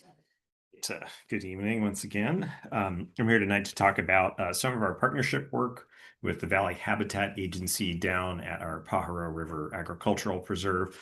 This is probably our, kind of crown jewel of multi-benefit conservation, and happy to share a little bit more about it with you tonight. The thing we're really seeking is authorization to enter into a memorandum of understanding regarding this partnership. This is really fulfilling a grant requirement, but I hope I leave you with a sense of why we're doing this partnership and sort of why the MOU matters. Just to ground us, some of you may have been to this property, but it is at the very southern end of the county. It is literally the county line, and it's right there just outside of Gilroy in the upper Pajaro watershed, which drains to the Monterey Bay. It's part of kind of a conglomerate of conservation properties that has been, I think, attracting greater regional conservation interest from a bunch of perspectives. The Peninsula Open Space Trust just bought a couple of properties maybe a year ago or so, right across the street from the Pajaro River Agricultural Preserve. There's some mitigation land. The San Benito Agricultural Land Trust owns some properties. The Land Trust of Santa Cruz County, Valley Water District, and not pictured here, but actually just off this, kind of at the bottom left. Some of you might be familiar with the Eurostock property, formerly known as Sargent Ranch. That was a proposed gravel and sand mine that the Amamutsun were very opposed to. The Peninsula Open Space Trust just brought this property. So anyway, a lot of conservation momentum in the region. It is also known as the Soap Lake floodplain, and that's because it floods here pretty much all the time. That's kind of one of the unique things about this super flat landscape is that with not a lot of rain, it floods. This is what it looks like in 2017, and of course, this is kind of the mega flood of record in our time period. In my sort of cartoonish yellow blob, you can see the property in question, and essentially San Felipe Lake overtops, drains over this valley, and then kind of comes right through this property, which, as you can see, was basically substantially underwater during this air photo. Really large volumes of water sort of flow through there into Yagas Creek. So it's a really unique property because of how often it floods and how much it is in the heart of this kind of floodplain. Some of you may also know that there's a sort of farm worker community, the actual city or town of Pajaro, that floods somewhat regularly downstream of here, causing property damage to sort of disadvantaged communities and farmers in that area. So part of our work and other conservation agencies is, I would say we're working in this region for flood management, for wildlife connectivity across these two mountain ranges, and sort of managing a bunch of different benefits in this region. This is what it looks like kind of looking west towards Monterey Bay or the Santa Cruz Mountains. In the foreground are 3 of the properties that Post has acquired, including the Bloomfield property, which Anna mentioned was our first agricultural easement. So they own the fee and we own the easement, and there's a whole history there that Bill could tell you about. But in the distance, there's the Pajaro River Agricultural Preserve, and kind of just gives you a sense of what this landscape kind of looks like. So on the particular property, there's been 3 phases of restoration that have taken place in the last 4 or 5 years. Phase 1 was a pilot project restoring plants and riparian plants along the Pajaro River, which is the southern boundary of the property. And this was done through a grant that Point Blue and their students and teachers restoring a watershed straw program led in 2022. So they did some planting. What's really great about Point Blue and the straw program is they really embed themselves in local schools and take those kids out there to actually do the planting work. So a lot of the, they get to see the farm, they get to do some restoration. It's a really great program they have, and we've partnered with them on a bunch of properties for that reason. Phase 2 of the project was led by the Valley Habitat Agency, and this was a much larger project. I want to say $1.5 million of restoration, where they essentially took highly impacted, incised creek and sort of made it more natural, widened it out. I'll show you some pictures, and did a bunch of planting for that project. So pretty large scale, 5 acres of restoration.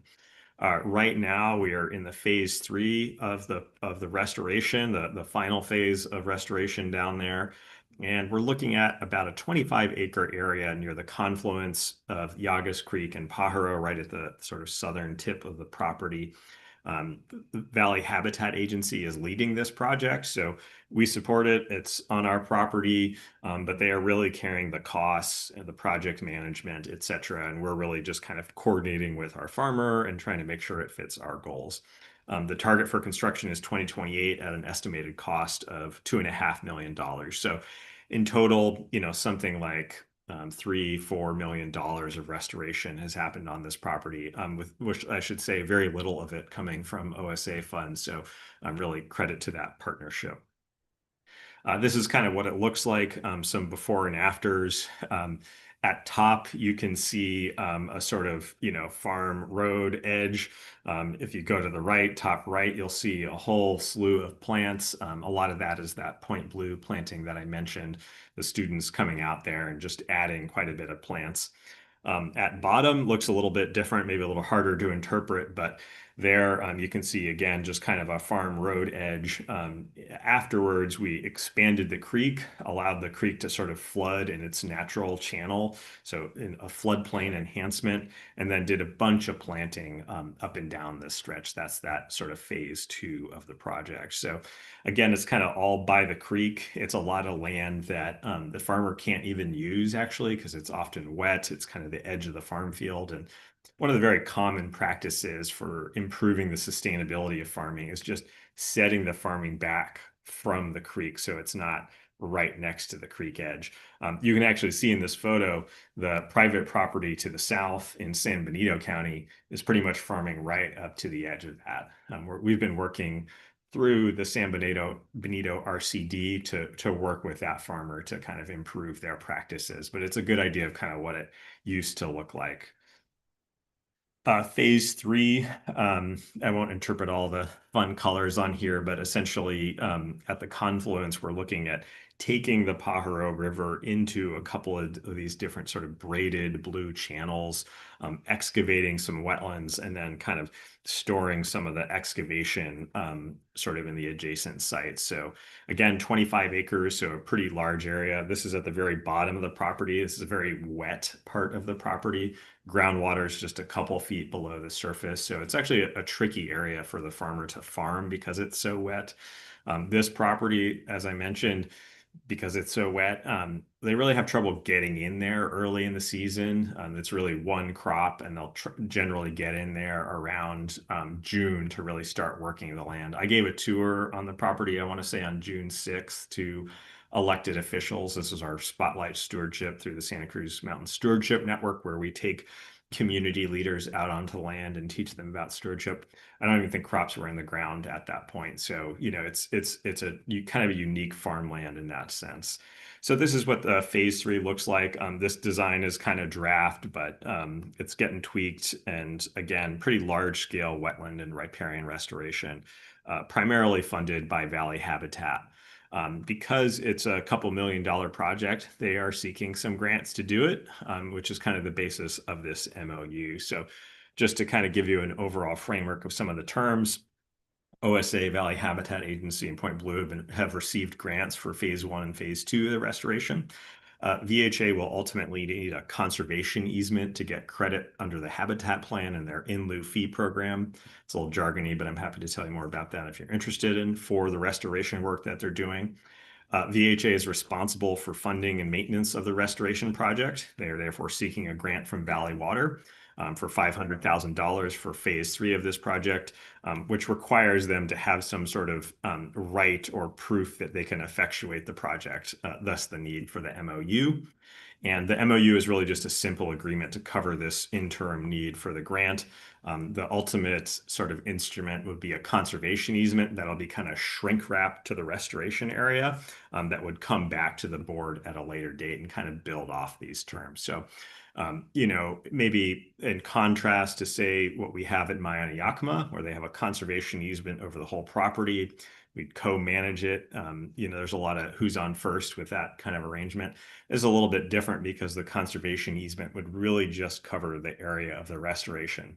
The farmer and OSA can manage the rest of the property. So it's a sort of a good fences make good neighbors kind of arrangement. So with that, again, the recommendation is to authorize the general manager to enter into the MOU with VHA regarding the collaborative restoration at the Pajaro River Agri Preserve, and I will take any questions. I will look on. Any board members have any questions? Any comments from the public?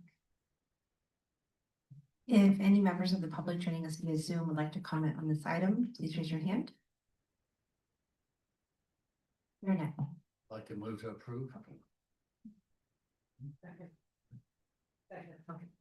Motion by Director Kennett, second by Director Matthews.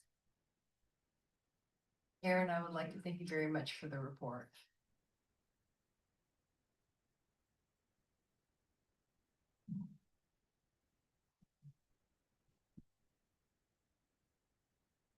Will you please call the vote? Director Kennett, Yes. Director Matthews, Yes. Director Chapman, Yes. Director Sutherland, Yes. Director Meanhide, Yes. Director Dominguez, Yes. Director Gill. Yes. So that passes unanimously, and the motion is to authorize the Pajaro River Agricultural Preserve Memorandum of Understanding. So, thank you. That passes unanimously.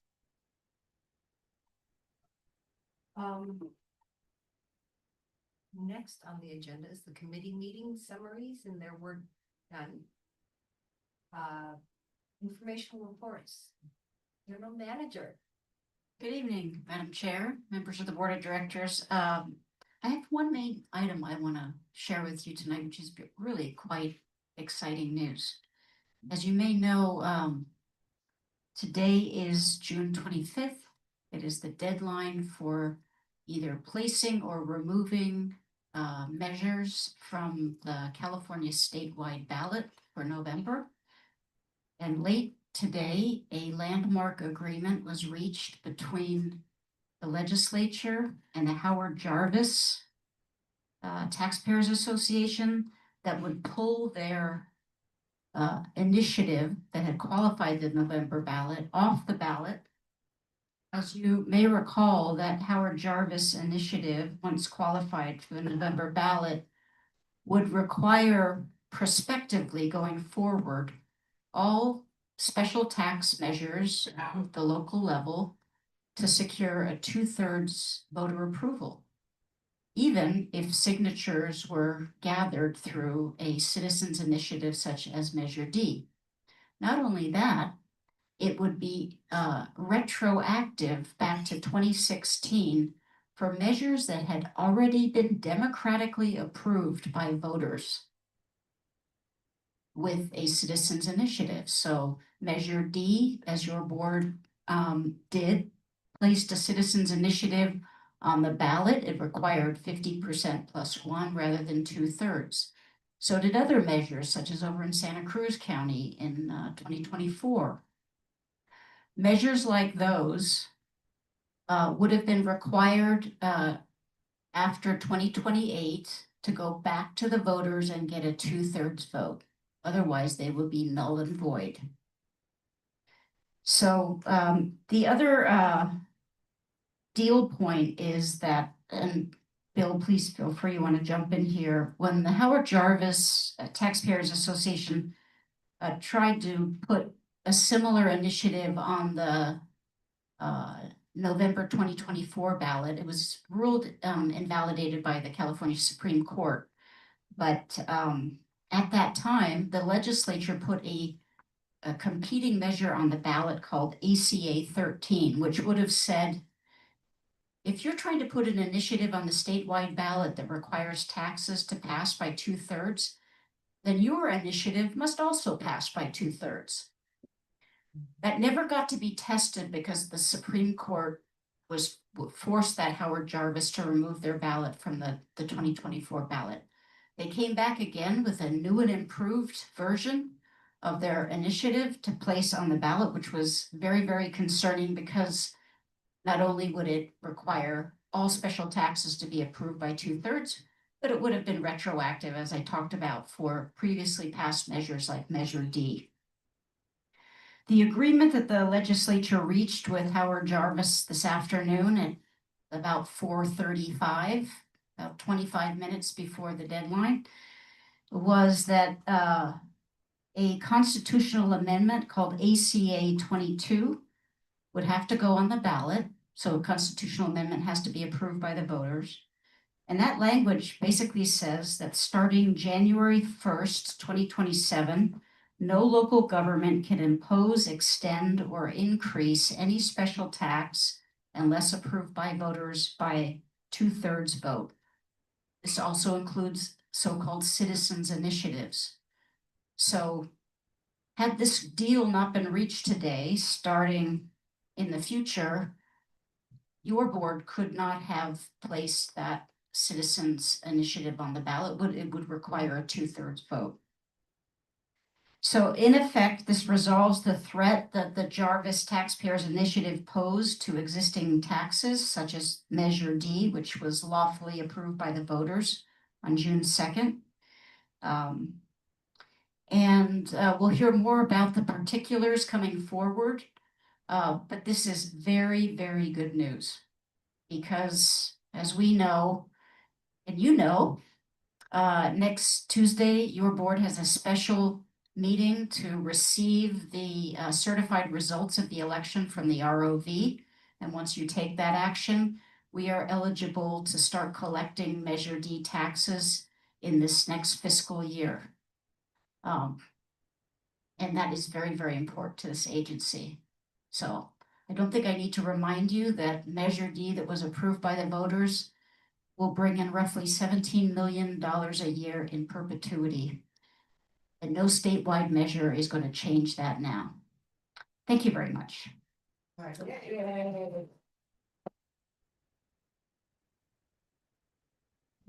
Thank you. Well, that's hard to follow, but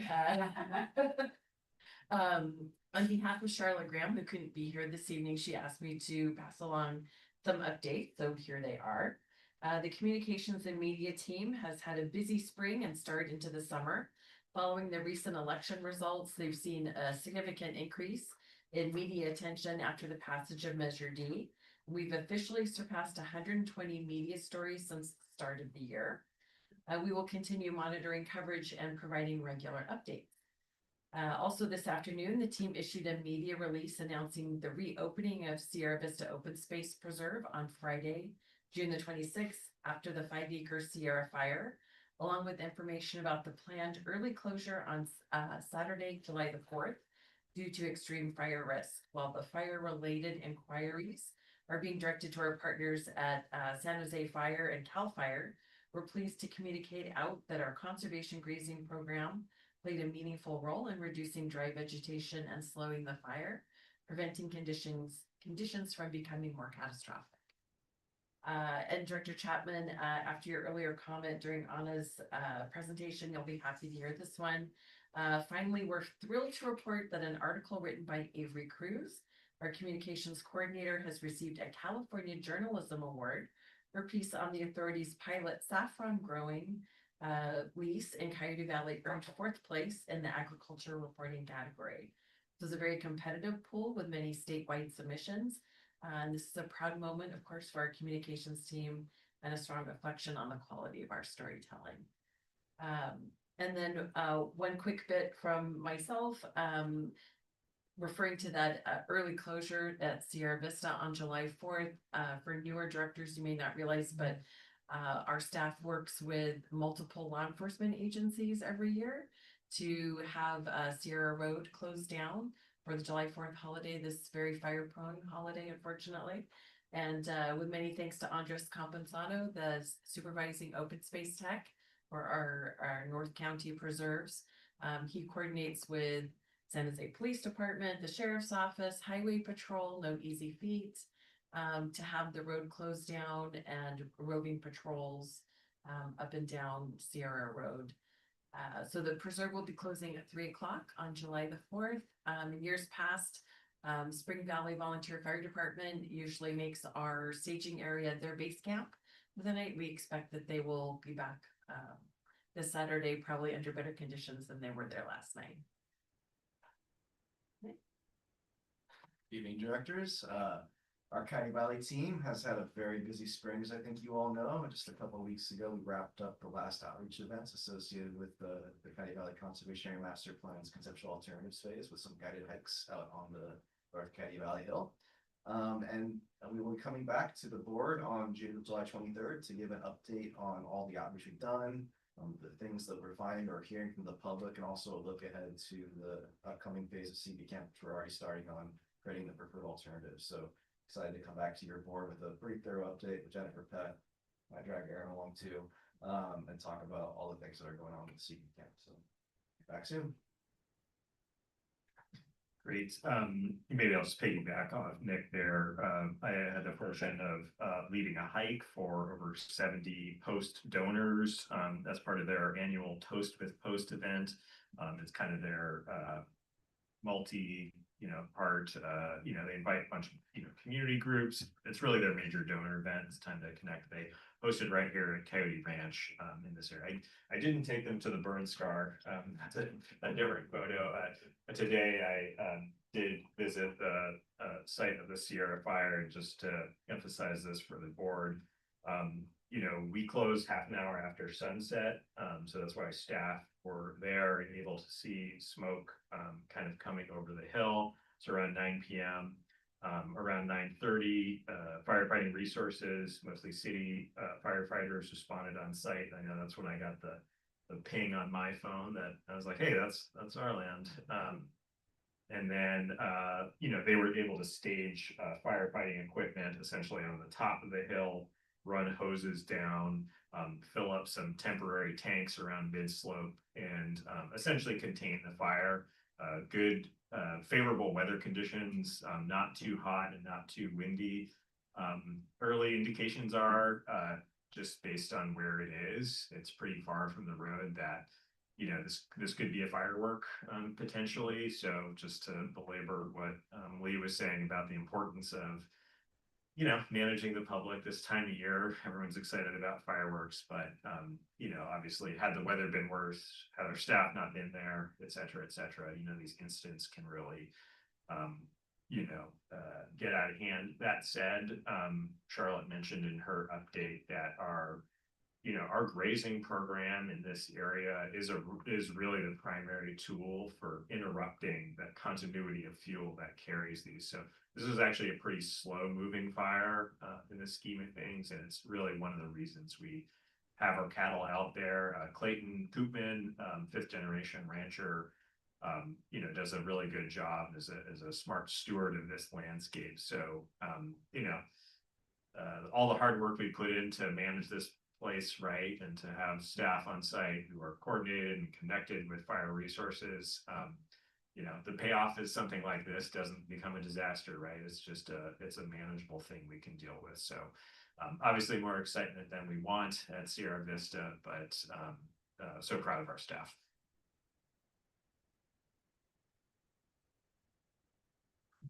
Right, good evening, directors. Lena Drape, Conservation Policy Specialist. So just wanted to share a couple of updates regarding external projects. So the first is on the agrivoltaics pilot project that the county has been discussing recently. So as you may recall, back in April, the Office of County Supervisor Otto Lee put forward a proposal for county staff to research and recommend options for a regulatory framework to allow the installation of solar agrivoltaics on a specific property in South County that was purchased by a developer back in 2023. And with the project and the original proposal would cost the county approximately $300,000. And so just again, for context, currently agrivoltaics are allowed with a use permit except on ag large scale. And so that's what this project would be looking to address. So the item was deferred and brought back to the board with significant amendments this past Tuesday. And the updated proposal expanded the eligible properties from the specific site on Pacheco Pass Highway to all ag large scale parcels, and for the costs to be borne by the applicant, not the county.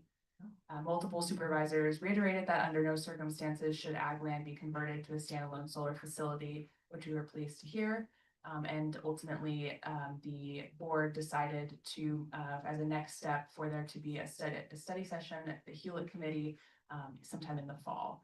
And so authority staff look forward to working with county staff and supervisors to explore this opportunity while also ensuring that our farmland is protected in the process. And second, as a follow-up to last month's update on the AES battery storage project, as a reminder, your board approved a resolution to oppose the project, which is on approximately 126 acres of farmland in Coyote Valley.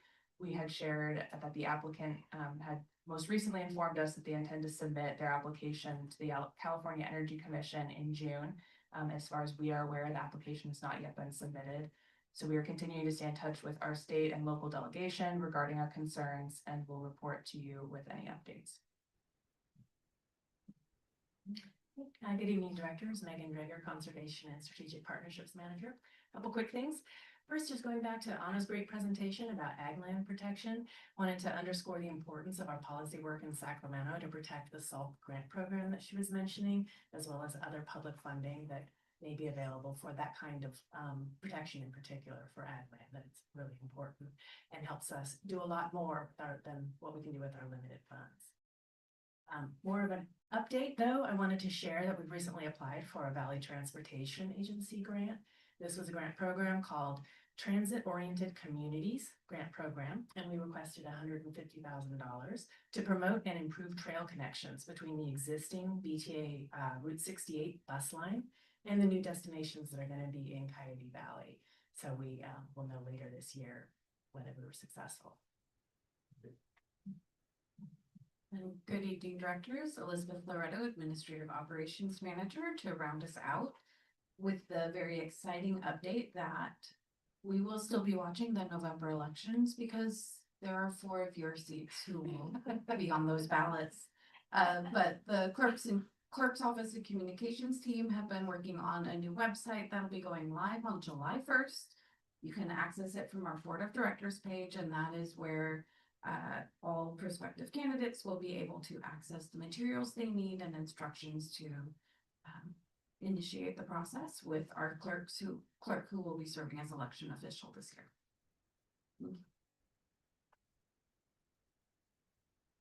Thank you. Is that all? Madam Chair, thank you. Thank you. And then, legal report? No report, Madam Chair. Thank you. Board member reports. We'll start in this direction. Director Minghai, did you have anything? Not so much a report, but I did see recently that, and it's very exciting, West Valley College just initiated a new Bachelor's of Science degree, first of its kind, on land stewardship and sustainability. And I was wondering, is there a way that the Open Space Authority can acknowledge that? Perhaps a letter or certificate? It's just outstanding that their very first bachelor's program is a BS in what we do. Through the chair, Yes. Director Minghai, are you looking just for a letter to West Valley College, kind of congratulating them on that? Yes, just an acknowledgement that we are watching and we appreciate it, but not a formal, it doesn't have to be something that conveys any benefit. Like a congratulatory? Exactly. Yeah, we'd be happy to do that. As you know, we're already very active with the park management program at West Valley. Derek has been an instructor there. We've gotten a lot of our aides and open space technicians have come through that program. Yes, we'll be happy to do so. We take a note of Thank that. you. Okay. Thank you. Director Kenneth, I know last meeting I cut you off. I'm really Yes, I know. sorry. This is kind of this is kind of a carryover from our last meeting. I was gonna give this, but apparently nobody was interested. At 11:30 at night. I'm really sorry. It wasn't gonna be, it really won't take more than 2 hours, so hang in. Thank you. But because of Anna's presentation, it'll only take a few minutes, so touch on that. So I'm in the initial class of Focus Agriculture with Santa Clara County. It's class 1. It's been in Santa Cruz County now, I think for 5 years, something like that. And we had 5 in our initiating class, and now they're up to 25 or more in Santa Cruz County. And it's going to be in 4 counties besides ours, and Santa Cruz, San Mateo, and believe it or not, San Francisco does have a farm bureau. So it'll be there. I think they grow more than marijuana in San Francisco, but I'm not sure. So the members are, besides myself, the agricultural commissioner, Priscilla Yeni is in the class. Aaron Yata, the senior planner for the county for agricultural permitting. Didn't think there was such a thing. Megan Kyles, also from the county economic development manager, is part of the class, and Kelly Ramirez, who is a city council member from Gilroy. And started with a history of agriculture in the county. Pretty interesting. There were some people there who I think were there at the very beginning from the looks of them. And they also have something about Tim Kiala, who's president of the Farm Bureau, current agricultural issues, of which you stepped on originally. He said 25 years ago, it took $56 an acre per year to get through the process, the initiating process with the various government agencies. And now his figure was $1,600 a year. $1,600 a year because of government agencies, requirements, and it's pesticides, air quality, water, whoever happens to be near the land wants a piece of the action. That's a lot to grow carrots. And everybody wonders why the cost of food is what it is. It's just kind of sad, so. I'm gonna get more, I asked for more specifics. And I hope to bring those back to you, really what entails $1,600 a year. That's for a 100-acre farm, that's $1.6 million. Grow that carrot. Then, we're not going to, we toured 3 operations, Kawahara Nurseries. If you don't know who they are, if you go into Home Depot and see all their pretty plants, that's who provides them. It's a big operation. They do all of Northern California, Northern Nevada. A medium operation is M&T Farms, Paul Mirasu, who we work with. And then the small operation we toured was LJB Farms, Russ Bonino and his family. And what came out, we asked all 3 their biggest concerns, and in no particular order, was 3 things they had no control over. They felt they had no control over, which is weather, labor, and just plain cost of doing the business of farming. And the other one was, they brought up was, who's gonna take over after? All these people are 3rd generation. They're worried that there won't be a 4th. So, that was pretty much everything in a nutshell. I want to touch on one other thing. I was reporting what's going on in Yosemite because of what our government has decided to do and literally open the gates, and it's a disaster. It's gotten worse and worse. There's more people. They up the grade, but so I've never. It's 2 mile long to get in to Yosemite. And they're camping everywhere. We have in our little neighborhood up there, we have what we call the stump dump, but it's an area where it's the city dump basically. But it's used by not only us, but the park and the Department of Agriculture. And some people decided they want to have a camping there, and since there's all kinds of wood, they decided to build a bonfire. And apparently they're now wearing orange jumpsuits somewhere in the county. But anyway, it's just crazy what people think when things are opened up like that, public lands. So anyway, that's my report. Promise it wouldn't take too long. Thank you. Thank Anna, actually, otherwise it would have taken. No report. There you go. No report.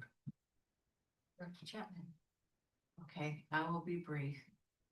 I'm carrying over from last time. So the first thing is, I want to give a shout out to Aaron Hebert, who did a great presentation at the special districts meeting on the wildlife corridor work in Coyote Valley. Give a little round of applause. It was very well done. Marion did, but it was great. I mean, I know the committee, you got their attention and they asked good questions, which was great, because I get to be the one coming up with all the topics, so it was great. And if you ever want to share that with other people, but I thought it was great. The other one is I got a very sexy assignment. I am now appointed to the ad hoc committee that is doing the mosquito and vector control service review. Yeah, I'm going to tell you all about mosquitoes now, with Mayor Morgan Hill. He and I are going to be in that committee with staff. So, yeah. Let's see. Attended a very interesting town hall with Assemblymember Patrick Aarons and Shiloh Ballard to talk about water purification, and got sidetracked to data warehouses. It is a very hot topic right now, very interesting. And I was very pleased to see the assembly members stand up and say that they are really working on legislation for transparency to find out what energy costs are, what water usage is and pushed back on people and said this is something he firmly believes in. So, let's see, I think it's, oh, they attended very nice service for Rod Deardon Senior this afternoon. Director Matthews. Well, most of my activities were related to the Measure D victory, so, but we need to bask in a few more minutes. The victory party was very nice at former Supervisor Ken Yeager's house. Yesterday, Andrea gave a wonderful speech, as did some others, so it was a great time. And to cap today, but the news, the legislature is very good. Regarding the fire, I could just spot this out of my off my deck immediately, flames, the whole business. It looked like it was a lot bigger than 5 acres from my point of view. But maybe I missed it. Did you say that was it our staff that spotted the fire? Yeah, that's right. There are closers, seasonal staff and year-round staff, and they noticed the fire and called it in. Right, it was right at dusk. Yeah. Right at dusk, because it was still light when we could see the flames. And it was just a small circle, and then it just kept growing, and I couldn't understand. I didn't know why they weren't using the helicopters, dipping water, getting water from the pond. But maybe they don't fly at night. I don't know. Yeah, good question. Yeah, those are dangerous operations for probably obvious reasons. So Right. usually if they feel like they can control it kind of through. It looked like the fire was where no roads were at all. Yeah, it's kind of Trucks were parked up above and the fire was down below. right. If you know where the Sierra Vista parking lot is and then kind of Alum Rocks in the bottom, this is kind of like right in the middle. Yeah, right. Anyway, thank you then to staff for that. And I went to the memorial for a great supporter of open space, Rod Deardon. Many of us were there, and he got a lot of good praise about being open space hero and founder and leader and pusher, and that reflected on us as well. So we got quite a few mentions in that too.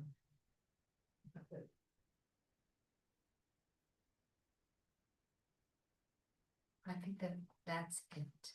I don't think so. I was at the Deardon memorial too.